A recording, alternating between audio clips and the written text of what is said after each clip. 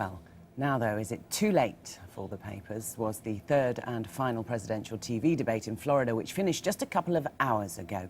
With me here in the studio is Dr. James Boyes, an expert on US foreign policy. Morning to you. Good morning. Have you stayed up right through? I have indeed, absolutely. Actually, wasn't it a bit dull? Did you think so? Well, it didn't have those killer punches that you're all waiting for. Well, I've got to be honest, I'm going to have to disagree with you, Laura. I'm sorry. It's not the polite thing to do, but I will. I thought it was quite interesting. It was the final debate. It was meant to focus on foreign policy, an area that the President of the United States should be more of an expert on. Clearly, Mitt Romney isn't any expert in this area. And so as a result, you know, there's a lot of tension going into this. Obama had to make back a lot of ground that he'd lost in the first debate. And you can see some of these pictures here. There were some interesting exchanges last night, clearly playing to each other's strengths. Fascinatingly, trying to get this back to domestic policy as much as possible. I think we can hear one of those. Okay. Yeah, Obama keen to talk about America as well as foreign policy. Yeah. Absolutely, yeah, not playing on his strengths. One of the challenges over the last decade is we've done experiments in nation building in places like Iraq and Afghanistan. And we've neglected, for example, developing our own economy, our own energy sectors, our own education system. OK, well, inevitably, in a foreign policy debate in America, Israel is going to focus highly. What were the two stands, or were they very similar? Well, I think both candidates were trying to mention Israel just as much as possible. One of the main reasons, of course, is trying to win the all-important Florida vote, in which Mitt Romney has now moved ahead.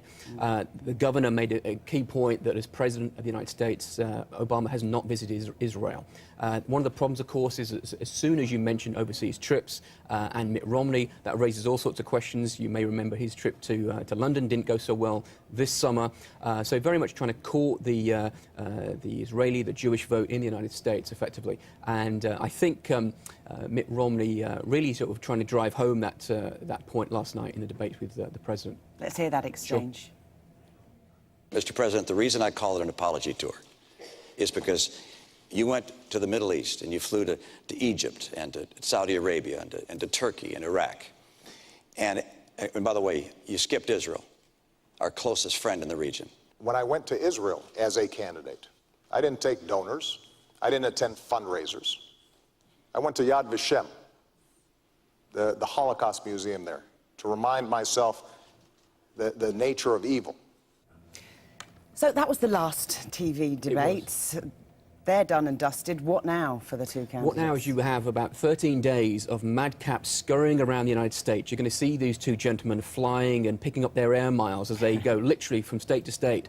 What's fascinating now, though, is that this is not about a national debate anymore. This is about certain key states, Ohio, for example, Florida, these key areas in which the next president will be decided.